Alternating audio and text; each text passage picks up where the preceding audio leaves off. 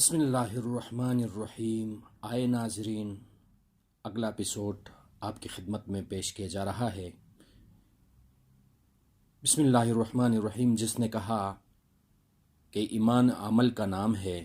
سیدنا ابو ہریرہ رضی اللہ تعالیٰ عنہ سے روایت ہے کہ رسول کریم صلی اللہ علیہ وسلم سے پوچھا گیا کہ کون سا عمل افضل ہے، تو آپ صلی اللہ علیہ وسلم نے فرمایا، اللہ اور اس کے رسول کریم صلی اللہ علیہ وسلم پر ایمان لانا۔ پھر پوچھا گیا کہ پھر کون سا عمل افضل ہے؟ فرمایا، اللہ کی راہ میں جہاد کرنا۔ پھر پوچھا گیا کہ اس کے بعد کون سا عمل افضل ہے؟ تو فرمایا، حج مبرور۔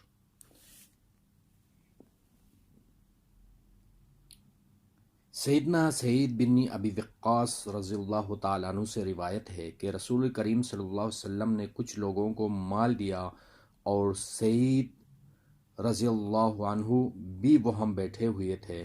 پھر رسول کریم صلی اللہ علیہ وسلم نے ایک ایسے شخص کو چھوڑ دیا، یعنی نہیں دیا، جو مجھے سب سے اچھا معلوم ہوتا تھا۔ تو میں نے عرض کیا کہ یا رسول اللہ، کیا وجہ ہے کہ آپ نے فلاں شخص سے اعراض کیا؟ اللہ کی قسم، میں تو اسے مومن سمجھتا ہوں۔ تو آپ صلی اللہ علیہ وسلم نے فرمایا، مومن سمجھتے ہو یا مسلم؟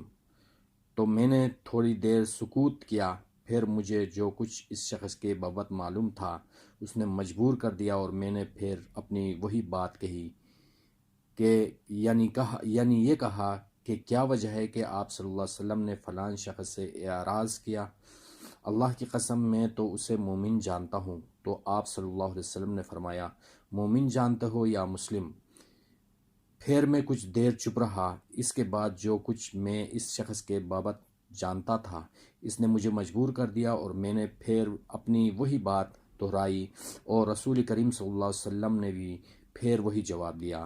بالآخر آپ صلی اللہ علیہ وسلم نے فرمایا، اے سعید، میں ایک شخص کو اس اندیشے کے تحت کہ کہیں ایسا نہ ہو کہ اگر اس کو نہ دیا جائے تو وہ کافر ہو جائے اور اللہ اس کو آگ میں سرنگوں نہ ڈال دے دیتا ہوں، حالانکہ دوسرا شخص اس سے زیادہ مجھے محبوب ہوتا ہے، اس کو نہیں دیتا کیونکہ اس کی نسبت ایسا خیال نہیں ہوتا۔ سیدنا ابن عباس رضی اللہ تعالیٰ عنہما کہتے ہیں کہ نبی کریم صلی اللہ علیہ وسلم نے فرمایا، ایک مرتبہ مجھے دوزخ دکھلائی گئی تو ان میں سے میں نے زیادہ تر عورتوں کو پایا۔ وجہ یہ ہے کہ وہ کفر کرتی ہیں۔ عرض کیا گیا کہ کیا اللہ تعالیٰ کا کفر کرتی ہیں؟ تو آپ صلی اللہ علیہ وسلم نے فرمایا، شوہر کا کفر، ناشکری کرتی ہیں اور احسان نہیں مانتی۔ وہ یوں کہ اگر تو کسی عورت کے ساتھ عرصہ دراز تک احسان کرتا رہے اور اس کے بعد کوئی ناگوار بات تجھ سے وہ دیکھ لے تو فوراً کہہ دے گی کہ میں نے تو کبھی تجھ سے آرام، چین، سکون نہیں پایا۔ سیدنا ابو ذر رضی اللہ تعالیٰ عنہ کہتے ہیں کہ میں نے ایک شخص کو جو میرا غلام تھا گالی دی، یعنی اس کو اس کی مال سے غیرت غار دلائی تھی، کہ خبر نبی کریم صلی اللہ علیہ وسلم کو پہنچی تو آپ صلی اللہ علیہ وسلم نے مجھ سے فرمایا، اے ابو ذر، کیا تم نے اس سے اس کی ماں سے غیرت غار دلائی ہے؟ بے شک تم ایسے آدمی ہو کہ ابھی تک تم میں جاہلیت کا اثر باقی ہے۔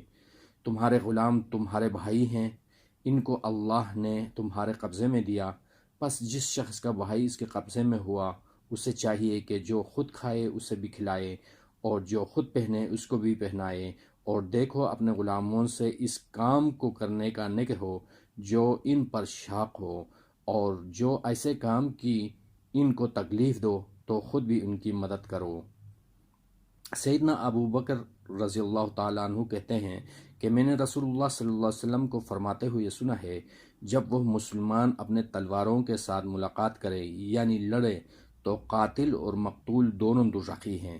میں نے عرض کی، یا رسول اللہ، یہ قاتل کی نسبت جو آپ صلی اللہ علیہ وسلم نے فرمایا اس کی وجہ تو ظاہر ہے، مگر مقتول کا کیا حال ہے؟ وہ کیوں دوزخ میں جائے گا؟ تو آپ صلی اللہ علیہ وسلم نے فرمایا، اس وجہ سے کہ وہ اپنے حریف کے قتل کا خواہشمند تھا۔ اللہ اکبر۔ جانے ناظرین، کتنی زبردست بات ہے. انشاءاللہ العزیز اللہ ہمیں ایمان نصیب کرے. جزاکم اللہ خیر.